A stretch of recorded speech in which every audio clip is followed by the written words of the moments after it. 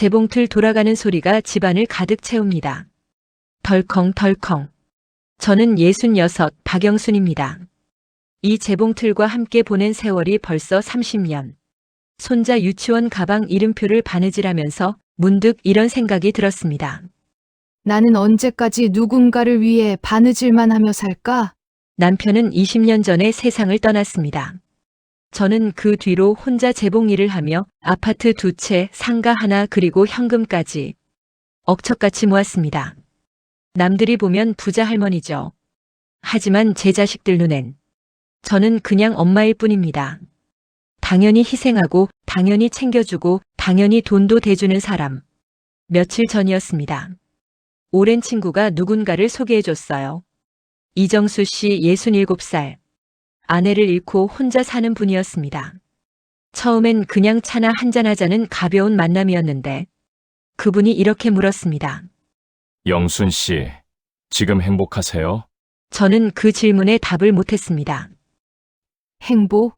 저는 그런 걸 생각해 본 적이 없었거든요. 그날 밤 저는 침대에 누워 천장을 바라보며 처음으로 이런 생각을 했습니다. 나도 다시 한번 살아볼까? 몇 개월 후 저는 큰아들 지훈, 둘째 딸 지혜를 집으로 불렀습니다. 고기를 구우며 설거지할 생각에 벌써 손이 아팠지만 오늘은 꼭 말해야겠다 싶었습니다. 식사가 끝날 무렵 저는 조심스럽게 입을 열었습니다. 얘들아, 엄마, 재혼 생각이 좀 있어. 순간 지훈이 고기 집는 젓가락을 멈췄습니다. 지혜는 물컵을 든 채 굳어버렸습니다. 공기가 딱 얼어붙었습니다. 지훈이가 먼저 입을 열었습니다. 재혼이요? 엄마 나이에? 그 말투가 이상했습니다. 놀라운 게 아니라 불편한 투였어요. 지혜도 바로 이어 말했습니다. 엄마, 그럼 재산은 어떻게 되는 거예요?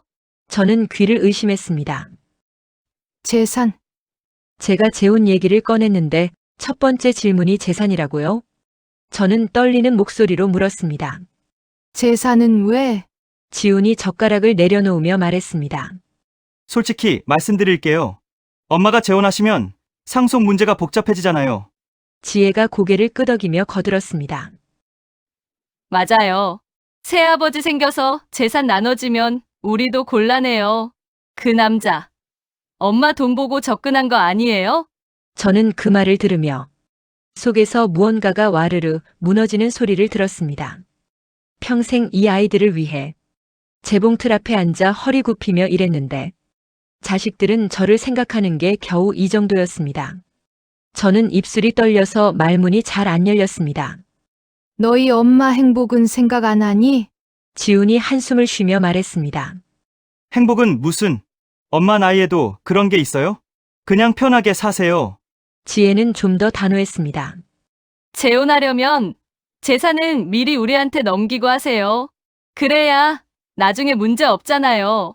그 순간 저는 숨이 막혔습니다. 자식들이 제게 원하는 건 제 행복이 아니었습니다. 그저 재산을 안전하게 확보하는 것뿐이었습니다. 저는 아무 말도 못하고 식탁을 치웠습니다. 설거지를 하는 동안 눈물이 자꾸 흘러내렸습니다. 하지만 저는 소리내어 울지 않았습니다. 평생 참아왔으니까.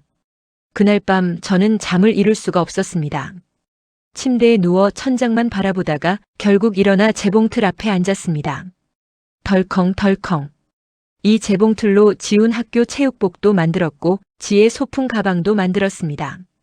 손자 가방도 며느리 앞치마도 모두 이 재봉틀에서 나왔습니다. 그런데 이 아이들은 저를 엄마가 아니라 통장으로만 보고 있었습니다. 문득 오래된 기억이 떠올랐습니다. 지훈이 중학생 때 학원비가 부족하다고 했을 때 저는 새벽 4시부터 일어나 재봉 일을 2배로 했습니다. 지혜가 대학 등록금이 모자라다고 했을 때 저는 제 옷을 사지 않고 5년을 그 돈을 모았습니다. 그렇게 모은 돈으로 아파트도 사고 상가도 샀습니다. 애들 주려고. 그게 전부였습니다. 하지만 이 아이들은 그걸 당연한 것으로만 받아들였습니다. 재봉틀을 쓰다듬으며 저는 이렇게 중얼거렸습니다. 언제까지 이렇게 살 거야? 그리고 그 순간 제 마음속에서 30년간 참았던 감정이 똑 소리나게 끊어졌습니다. 나도 행복해질 자격이 있어. 내가 이렇게 무시받으며 살 이유가 없어. 저는 천천히 일어나 창밖을 바라봤습니다. 새벽 하늘이 조금씩 밝아오고 있었습니다. 그리고 저도 처음으로 제 인생의 새벽을 맞이하려 하고 있었습니다. 며칠 뒤 자식들이 다시 찾아왔습니다. 이번에는 며느리 희수까지 함께였습니다. 셋이 소파에 나란히 앉아 저를 바라보는 모습이 마치 회의를 하러 온 것 같았습니다. 지훈이 먼저 말했습니다. 엄마, 우리 진작에 얘기 좀 해요. 저는 차를 따르며 대답했습니다. 그래, 뭔데? 희수가 서류 몇 장을 꺼냈습니다. 어머님, 이건 상속 포기 각서예요. 재혼하시려면 이거 먼저 써주세요. 저는 그 서류를 보며 온몸이 얼어붙는 걸 느꼈습니다. 지훈도 거들었습니다. 엄마, 이해하세요. 우리도 애들 키우느라 힘들어요. 엄마가 재혼해서 재산 날리면 우리 애들은 어떡하고요? 지혜가 말했습니다. 엄마 나이에 무슨 재혼이에요. 그냥 편하게 혼자 사세요. 우리가 다 챙겨드릴게요. 저는 떨리는 목소리로 물었습니다. 너희 엄마가 행복하면 안 되니? 지훈이 비웃었습니다. 행복은 무슨, 엄마 나이에도 그런 게 필요해요? 그냥 손주들이나 봐주세요. 지혜도 차갑게 말했습니다. 솔직히 말해요. 엄마, 그 남자. 엄마 돈 보고 접근한 거 맞잖아요. 우리가 엄마 걱정돼서 그러는 거예요. 그 순간 저는 깨달았습니다. 이 아이들은 저를 사람으로 보는 게 아니라 관리해야 할 자산으로 보고 있다는 걸. 희수가 말했습니다. 어머님, 현실적으로 생각하세요. 어머니 나이에 재혼해서 뭐가 달라져요? 그냥 우리 말 듣고 편하게 사세요. 저는 그 말을 들으며 평생 참아왔던 무언가가 폭발하기 직전임을 느꼈습니다. 하지만 아직은 아니었습니다. 저는 조용히 말했습니다. 알았어. 내가 생각 좀 해볼게. 자식들은 만족스러운 표정으로 일어났습니다. 그럼 빨리 결정하세요, 엄마.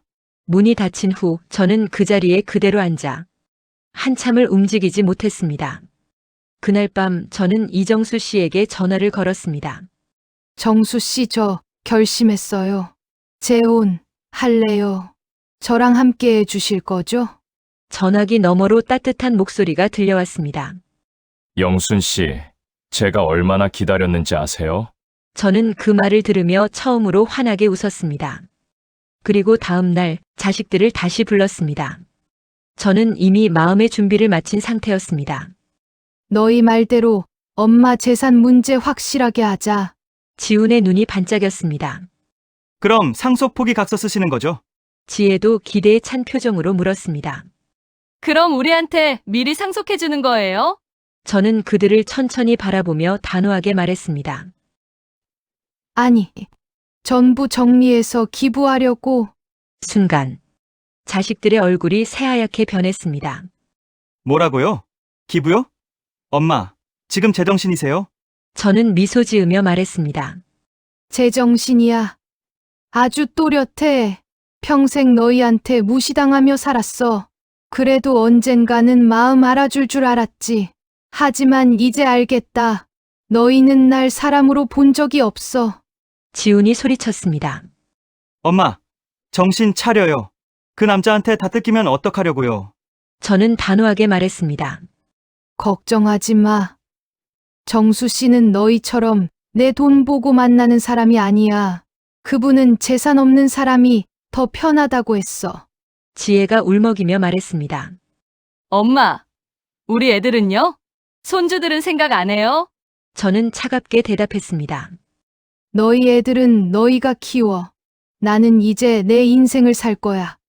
저는 마지막으로 말했습니다. 앞으로 엄마 인생에 간섭하지 마. 너희는 너희 삶을 살아. 그리고 말문이 막힌 자식들을 내보냈습니다. 문이 닫히는 순간 저는 숨을 크게 들이켰습니다. 평생 참고 산 사람의 첫 번째 결단이었습니다. 지금 저는 정수 씨와 함께 조용한 시골 마을에서 살고 있습니다. 아침이면 텃밭에 나가 상추와 토마토를 따고 저녁이면 함께 산책을 합니다. 다툼도 없고 누구에게도 무시받지 않는 살. 이 집에는 재봉틀이 없습니다. 처음에는 어색했어요. 30년을 함께한 물건이니까요. 하지만 이제는 그게 없어도 괜찮습니다. 왜냐하면 저는 이제 누군가를 위해 바느질하는 사람이 아니라 나를 위해 사는 사람이니까요. 오늘 아침 텃밭에서 토마토를 따며 정수 씨가 물었습니다. 영순 씨, 후회 안 해요? 저는 웃으며 대답했습니다. 후회요? 전혀요. 이제야 내 인생을 사는 것 같아요. 그리고 제 자신에게 말했습니다. 이제야 내 인생을 사는구나. 저는 이제 엄마가 아니라 나로 사는 삶을 선택했습니다. 그리고 그 선택이 평생 참아온 저희 가장 통쾌한 복수이자 가장 평화로운 시작이었습니다. 평생 참는 것이 미덕이 아닙니다. 당신의 행복도 소중합니다. 당신도 나로 살 자격이 있습니다. 이 이야기가 마음에 와닿으신다면 좋아요와 구독으로 함께 해주세요.